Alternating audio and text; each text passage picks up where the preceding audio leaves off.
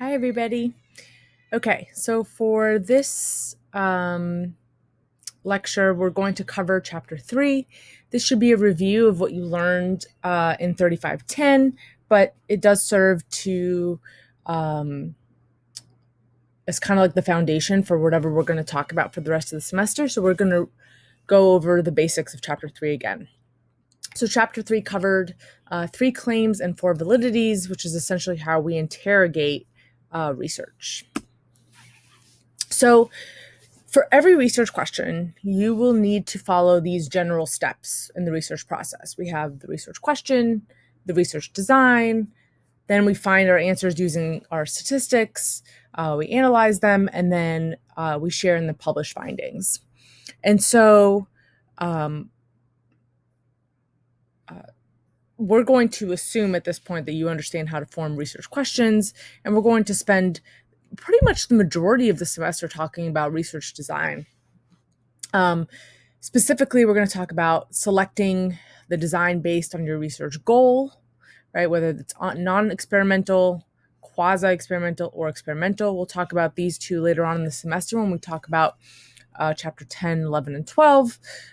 You already talked about non-experimental designs in 3510. This is frequency claims and association claims, essentially correlational designs or descriptive research. We're going to determine our measures and recruit our participants using different sampling methods, which you've already talked about as well. And we essentially spend the entire semester, the majority of the semester, just on this one step. Now, students often come to me and they say, just teach me the design that's the best one and I'll learn it. Whatever the best thing is, I'll do that. And unfortunately, there's no such thing. There's no such thing as one design that is the best one. We have different designs for different goals or different types of questions. So the first thing you should do is choose what kind of design you have. So the 3 types of general designs, as mentioned, are non-experimental designs, quasi-experimental, and experimental. And these really map on very well to our 3 types of claims. So non-experimental design is essentially asking or making frequency claims or association claims, and quasi-experimental or experimental are causal claims. So the research question that you have essentially guides the design that you're going to need to focus on and work on. And so questions such as what, who, how much, and how often are typically answered using these non-experimental designs. For example, what happens to your productivity when the room is colder? How often do college students skip class in the middle of the semester versus the beginning of the semester? Right? So these kinds of questions typically use methods such as interviews, observations, or surveys, and are either frequency claims or association claims. So frequency claims are essentially there to describe a particular rate or frequency, how frequent a behavior occurs, or the degree of which a behavior occurs in your environment. And so this is always measuring a single variable. So frequency claims only involve one measured variable. Alternatively, this type of non-experimental design can also be an association claim. An association claim argues that one level of a variable impacts or is associated or is related to this other variable. And so when you have an association claim, you have 2 measured variables, and these variables are typically correlated. Now, it's important to understand that there's a distinction between measured variables and manipulated variables. For both frequency claim and association claim, we are only talking about measured variables. These are observed or recorded in some way, such as height, weight, IQ. And in an experiment, this is usually our dependent variable, the thing that you're measuring, right? The outcome. This is in contrast to a manipulated variable. A manipulated variable only exists in experimental claims, not only, but typically exists in experimental claims. And this is where the researcher somehow controls or modifies or manipulates a variable to see its effect on something else. So let's talk about frequency claims. So an example of a frequency claim is 70% of Atlanta residents use public transportation regularly, right? So it's a percentage, it's a rate, it's a proportion of. And again, all you're doing is focusing on one measured variable and describing essentially how often it occurs or how common it is. So more examples are 1 in 30 people use an old school flip phone. 2/3 of psych majors are women. 52% of Americans are college graduates. By the way, I made all these up. I have no idea if they're true. But the 1 in 30 is the rate, right? 2/3 is the rate. 52% is the rate. And so, or the percentage. And so it gives you information about your population, and nothing is manipulated. You're just measuring that one variable. In this case, the variable that you're measuring is how many people have this old school flip phone. In this case, you're measuring how many people that are psych majors identify as women. In this case, you're measuring how many people in America graduated from college. Okay, so those are your variables. Association claim takes two variables and sees how they relate. So for example, shy people tend to read facial expressions better. So they focus on these two measured variables. The two variables here are shyness, or the amount of shyness, and the ability to read facial expressions. And so what you're saying here is that variable A is related or correlated with variable B, essentially that they predict each other. Now, we typically use correlations for association claims. There are other methods, other statistical methods to see how the relationship occurs, but for the purpose of this class, we're just going to stick to correlations just because they're easy and you should have reviewed them in 3510. And these correlations vary on strength and direction. So you should remember that a correlation ranges from -1 to +1. And now the number here tells us one thing, and the symbol, whether it be negative or positive, the positive here is implied, tells us another. So the number tells us the strength of the association, the strength of the relationship, meaning the closer to 0, the weaker the association, and the closer to 1, whether it's positive or negative, the stronger the relationship. So if you have a correlation of 0.1, that is very close to 0, so the association is very weak. If you have a correlation of 0.9, that's very close to 1, and therefore this correlation is very strong. Now the symbol, whether it's a negative number or a positive number, is the direction of the association. And your direction can either be positive association, negative association, or 0 association. So the positive association essentially states that the variables move in the same direction. It doesn't mean positive in the way we use the word positive, like good. It just means that as one variable increases, so does the other. Or as one variable decreases, so does the other. They go in the same direction. So let's give an example. Maybe reading your textbook is associated with better exam grades. So the two variables are reading your textbook and better exam grades. And what this relationship shows is that it's a positive relationship, whereas the more you read your textbook, the better your grades are. The grades increase as well. And another example is less sleep before an exam is associated with lower exam grades. So the two variables here is sleep, or amount of sleep, and exam grades. And you find that they move in the same direction, but they both decrease. So less sleep lower exam grades, right? So less sleep is associated with lower exam grades.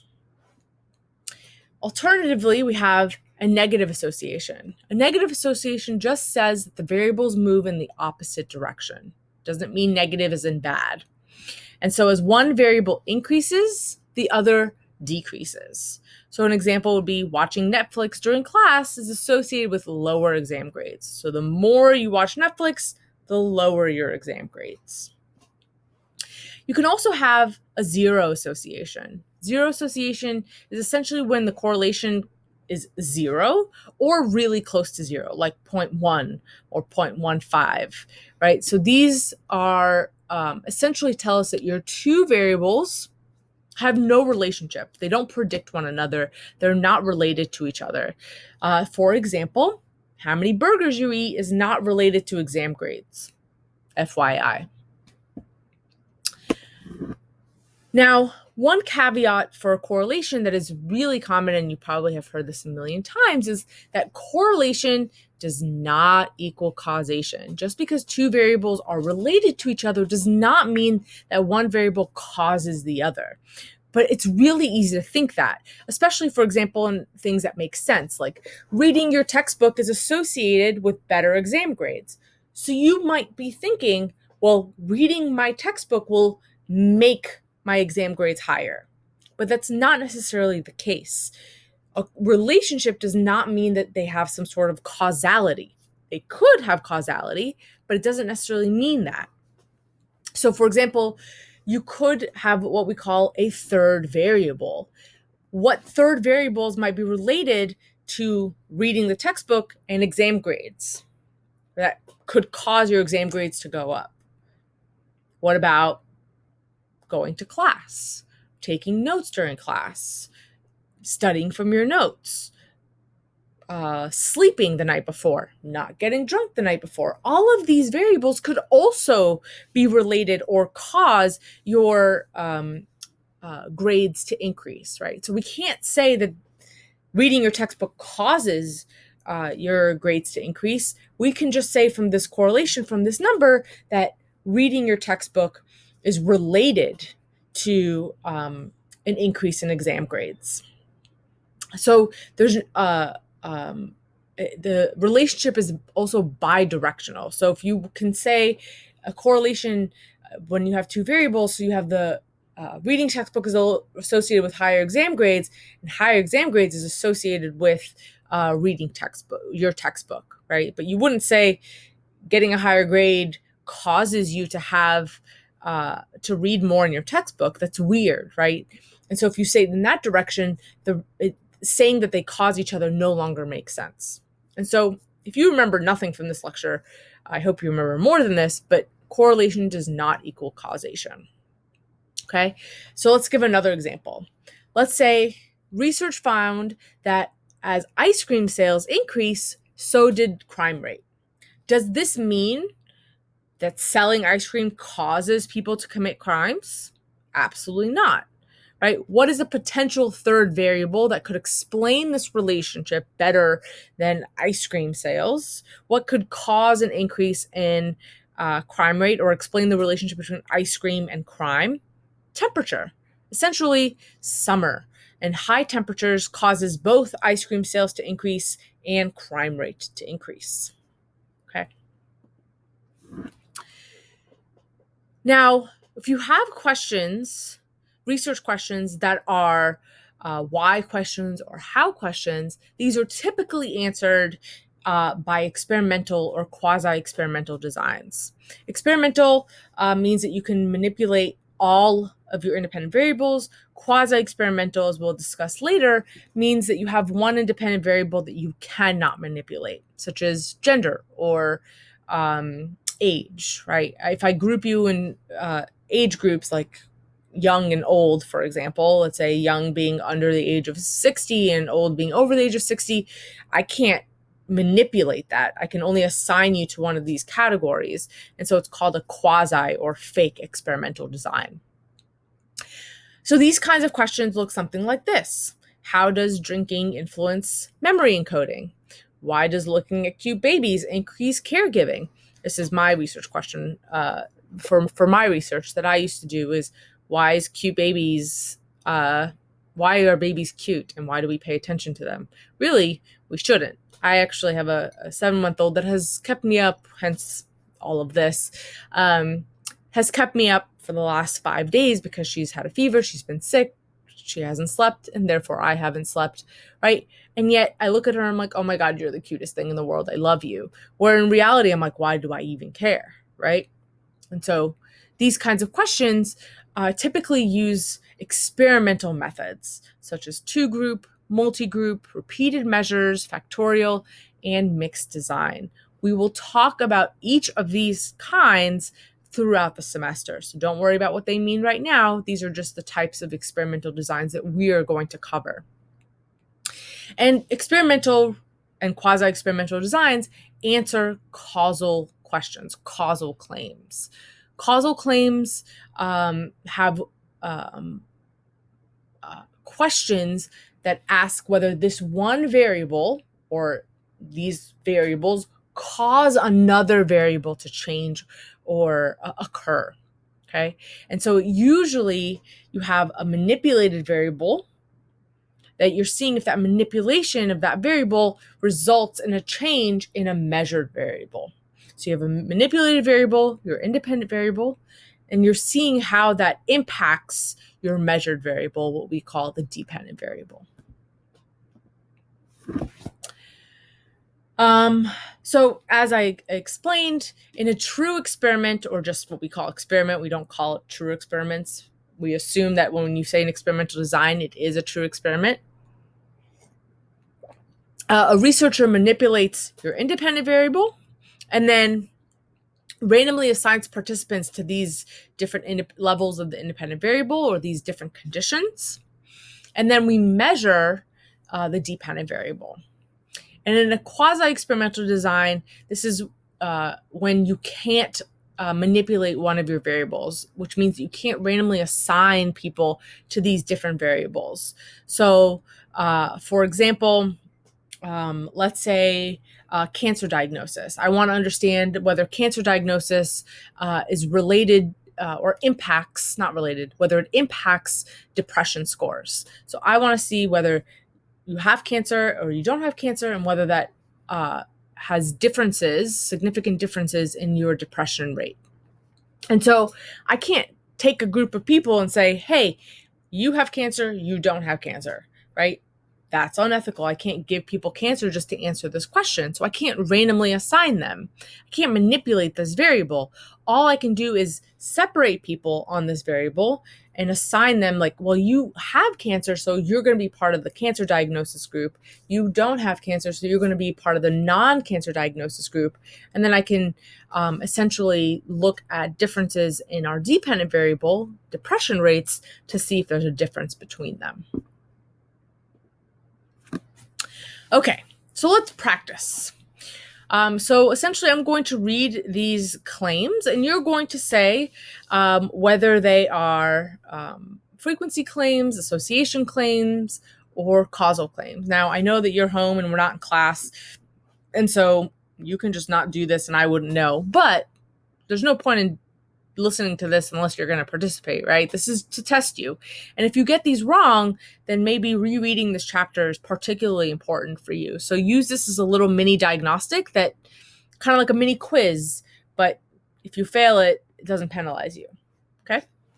So feel free to write down these answers before I reveal it. You can pause this video or say it out loud just to test yourself. But if you get it wrong, I highly recommend that you reread this chapter, maybe listen to this lecture until you feel comfortable. And if you have any questions, you know where to find us. Okay, first one. 30% of seniors have dementia. And then this would be a frequency claim, right? 30% is the frequency, and the one variable that is measured is rate of dementia. Next is breastfeeding is linked to children's IQ. And this would be a association claim.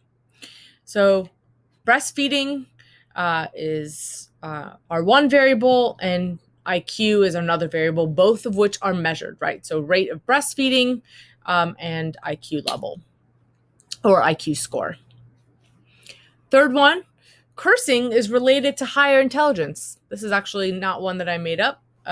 This is a real one that recently came out, and I curse a lot, as you will find out in these lectures.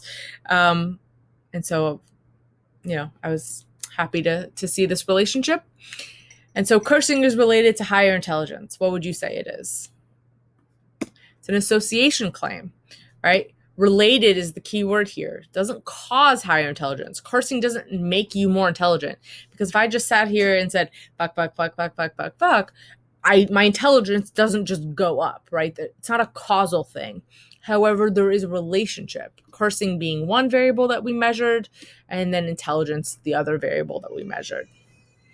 Next is meditation results in lower cortisol levels. This is also a true claim. So what would you say it is? And it is a causal claim, right? Meditation results or causes or leads to lower cortisol levels. And there is lots of evidence that shows that groups that meditate versus groups that don't have lower cortisol levels, cortisol being a stress hormone. Next is people who smoke are at higher risk for depression. So what would you say that this is? An association claim. So people who smoke are at higher risk for depression, right? It doesn't mean that smoking causes depression. It's just that people that smoke may just happen to have a greater risk for depression, or maybe people that are depressed are more likely to smoke, right? It goes both ways. And last but not least, 1 out of 700 Americans don't know how to read. And this would be a frequency claim. 1 out of 700 being the frequency or the rate of how often Americans don't know how to read. Okay, good job. Again, if you got these wrong, reread chapter 3 thoroughly and let me know if you have any questions. Okay, so now that we talked about the 3 claims, we're going to move on to how to interrogate these 3 claims using the 4 validities. And you may remember these 4 validities from 3510. They are construct validity, external validity, statistical validity, and internal validity. The first 3, construct, external, and statistical, are true for all 3 claims: frequency, association, and causal. And internal validity is specific to causal claims. So let's talk about each one of these individually. So if we're interrogating frequency claims, what do we mean by construct validity?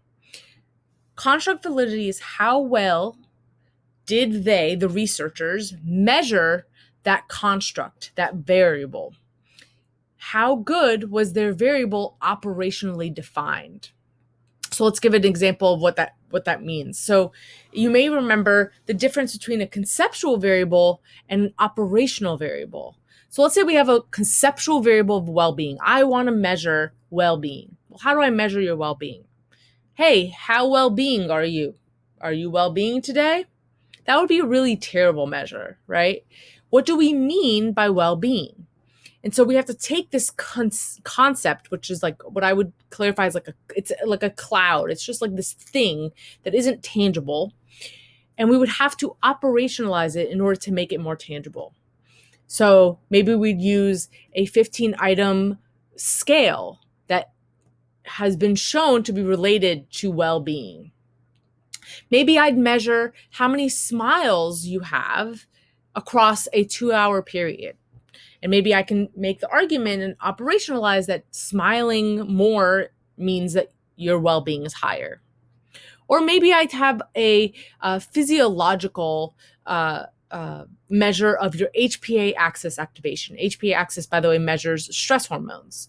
And so maybe if I say your activation is low, then your well-being is high, right? Because that is one way that I can measure well-being physiologically. And so this 15-item scale could be a self-report measure.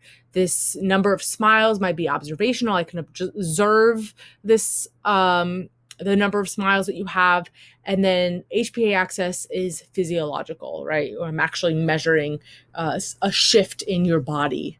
And so we often have conceptual variables, but in research, we have to take this conceptual variable and we have to operationalize it somehow. So, yeah. So conceptual variable, operationalize. So back to our interrogating frequency claims, when we're talking about construct validity, we're essentially asking how good was their variable operationally defined. So for example, if our frequency claim is 80% of college students have been depressed during the last year, we really want to understand how depressed or depression was measured. Did they just go up to students like, hey, are you depressed today? Yes or no? That's probably a really crappy way to operationalize depression. Or did they give them an actual scale, a depression scale that has been validated, right? And if that's the case, then construct validity is good, right? Then we have external validity. External validity is essentially how well does the sample from this study represent the population? Essentially, how generalizable was this finding? So if we're talking about 80% of college students have been depressed during the last year, were these college students sampled outside the counseling center? Were they sampled during finals week? Were they sampled at the beginning of the semester when stress is really high? Or, was it sampled throughout the semester and across multiple locations? Because if let's pretend that they were sampled just outside the counseling center, you might actually expect that those students that are answering this question might be more likely to be depressed because they are seeking help from the counseling center, right? That's where you measured uh, their frequency of depression. And so external validity means that the sample is representative of the population and that it generalizes to other scenarios and other situations, other times, and usually is a function of sampling issues in terms of frequency claims. And then third, we have statistical validity. Statistical validity is essentially the extent to which the study's stats are appropriate, and therefore the conclusions are appropriate and accurate. When we're talking about frequency, what we're essentially talking about is margin of error. So you may have heard or seen something like 80% of college students plus or minus 5% are depressed in the last year. That plus or minus 5% is your margin of error. And so let's say if 80% is our frequency, a margin of error of plus or minus 5% states that the true percentage of depressed college students is actually between 75 to 85%. Our data, our sample shows 80%, but we should expect that the range is somewhere between 75 to 85%, given our margin of error. Okay, next is interrogating association claims. Same three validities: construct, external, and statistical. So construct validity is the same. You're just looking to see how well your measure was operationalized, except now you have two variables, right? So in a frequency claim, you only have one because you're only measuring one, But in an association claim, you have two variables that you're relating to each other. So now you just need to make sure that both of those variables are operationalized well. External validity is the same. How well does this generalize to other populations, contexts, times, places, samples? And so again, this is usually a function of sampling as well. And then we have statistical validity. Statistical validity in an association claim also looks at whether the statistical analyses are accurate, but we're also here now looking at our correlations, right? And when we're talking about correlations, we are talking about the strength and the significance, but we're also talking about potential errors. So strength, as a reminder that we just went over, can either be between -1 and +1, right? The closer to 1, the stronger the relationship. The closer to 0, the weaker the relationship. And plus or minus essentially means the direction of the relationship. There are two mistakes or errors. They're not actually mistakes. There are two errors that allow us to make a false conclusion or mistaken conclusions: type 1 and type 2 error. So type 1 error is when we find a false positive, when essentially you find a relationship that doesn't exist. So I always love this because it's really funny, but it's like telling a biological male, you're pregnant. Not possible, right? They don't have a uterus. And therefore, you're finding a relationship that isn't there. You're finding a false positive. So if you have sometimes you find a relationship, we find a correlation that says that two items are correlated, but it's a false positive. A type 2 error is a false negative. Or in this example, is telling a biological woman who's 8 months pregnant, you're not pregnant. It's when there's effect is there, but we were unable to find it, right? So this is common as well, where you find that there's no relationship, but the relationship is there. You just didn't find it for whatever reason, typically due to sampling issues as well. Now, type 1 error is worse, right? Type 1 error is worse because we're saying that there's an effect when there isn't one. Type 2 error occurs, but it's not so bad because eventually somebody will find this effect typically, right? And so we want to be very wary of our type 1 errors. And then finally, interrogating causal claims. There are three criterias for evaluating and meeting a causal claim. Covariance. Essentially, you need to have a relationship. You need to have a correlation for there to be an effect. So if you want to say that studying results causes increased grades, then that also means that first you have to find that studying is related to increased grades, that there's a relationship between them. If there's no correlation between them, then they cannot possibly cause one another. The second criteria is temporal precedence, which essentially means that the variable that you're manipulating, in this case study time, comes before the variable that you're measuring. So if I want to say studying causes an increase in grades, so I essentially split the class into two and I tell half the class, you study for 5 hours for 2 nights before the exam, and I split the other and I take the other group and I say, you don't study at all. Don't just show up to class, take notes during class, but do not study at all outside of class before an exam. So what I did was I manipulated my variable of study time, right? That manipulation of the variable has to come before I give you the exam. Because if I give you the exam first and then I manipulate whether you studied or not, that's weird, right? I can't make a claim about anything about studying and grades because I gave you the exam before I manipulated anything. So temporal precedence is really easy. You just need to find out and make sure that the manipulated variable, the thing that you're manipulating that you want to see if it has an effect, comes before the measured variable, before your dependent variable. And then third, we have internal validity, which essentially states that the manipulated variable should be the only thing that changes across your manipulation. So in my example of splitting up the class in two, and one class is the study group and the other class is the no study group, right? So I'm manipulating the variable of studying. Nothing else should change.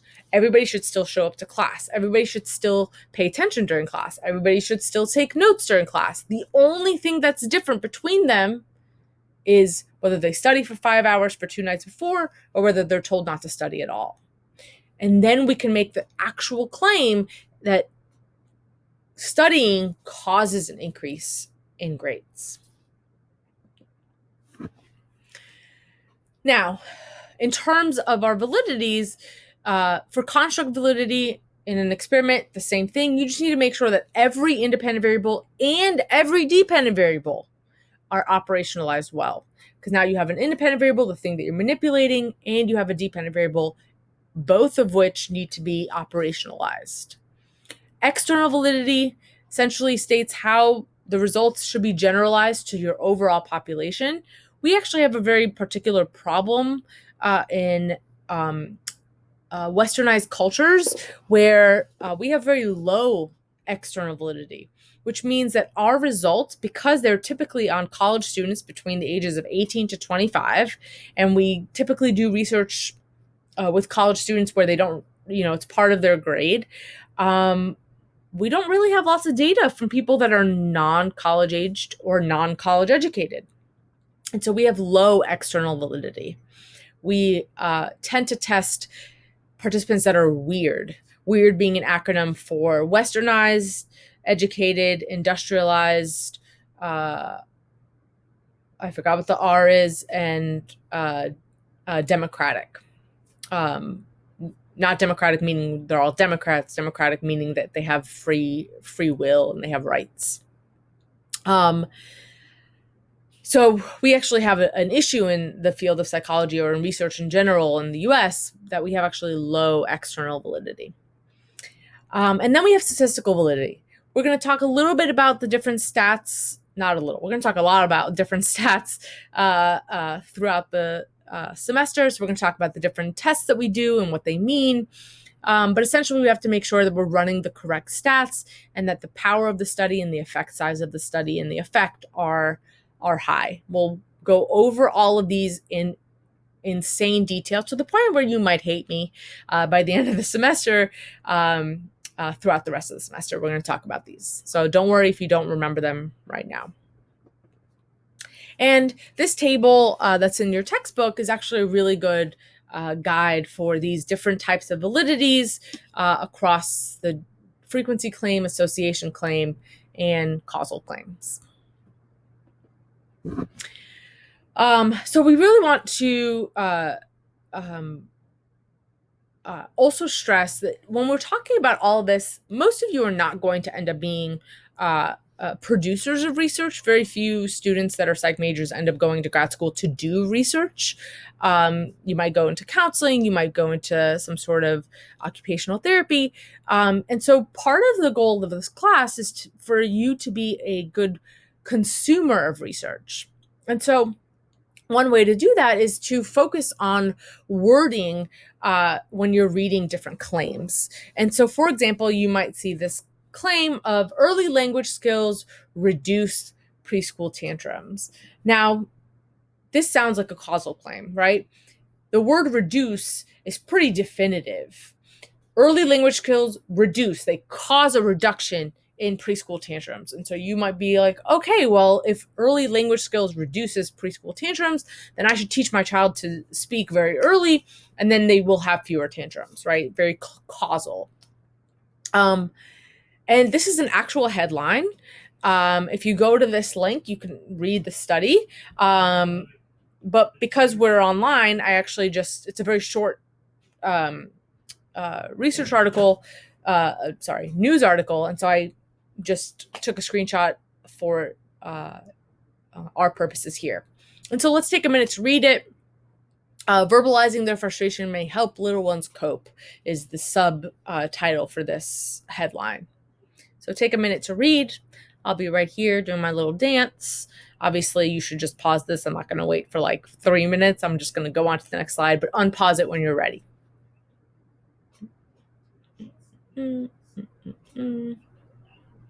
Okay. So let's look at this claim and evaluate it using our validities for not validities, our requirements for causal claim. So first, do we have covariance, right? Do they show in this that there's a relationship between the variables that they're discussing? Yes, they do show that there's a relationship. Good language skills is apparently related to reduced anger during this waiting task that they had in the experiment. Do they have temporal precedence? Meaning, did the variables that they manipulate come before the variables that they're measuring? Yes. They measured language skills at 18 months, and then they measured the tantrums at 4 years, right? So language skills, the thing that they're manipulating, was measured at 18 months. And the preschool tantrums was measured later at 4 years. So they do have temporal precedence. What about internal validity? So did they make sure that the only thing that's different between the groups was the thing that they're manipulating? And if you read this article write-up, the answer is no. They didn't actually manipulate a variable at all. All they did was measure language skills, and then they measured frequency of tantrums. That by definition, when you have two measured variables, what type of claim should this be? Your answer should be an association claim. When you have one measured variable, it's a frequency claim. When you have two measured variables, it's association claim. When you have one manipulated and one measured, you have internal validity, or the potential for internal validity, and you have a causal claims. So this headline is really misleading. It would be more accurate to state early language skills are related to reduce preschool tantrums. And they did find that children that had language skills early on were more likely to have fewer preschool tantrums, but they didn't control or rule out any other possible alternative explanations. And so therefore, we can't make the claim that early language skills causes or for sure reduces preschool tantrums. Okay. So this is just an example of how when we see headlines in the news or in our media, whether it be on our phones or computers, whatever, don't just read the headline, because the headline's goal is not to inform you. It's to get your attention so you can click on it. Because the only way the news agency makes money is by clicks, not by just people sharing. Okay. And there are very specific verbs used in these headlines that should tell you whether something is an association claim or a causal claim. So linked to, associated with, prefers, predicts, tied to are very association claim verbs. Causes, affects, leads to, adds, hurts, fights, prevents, reduces. These are all very definitive verbs that are more associated with causal claims. All right, and that's all I got for today. If you have any questions, please let me know.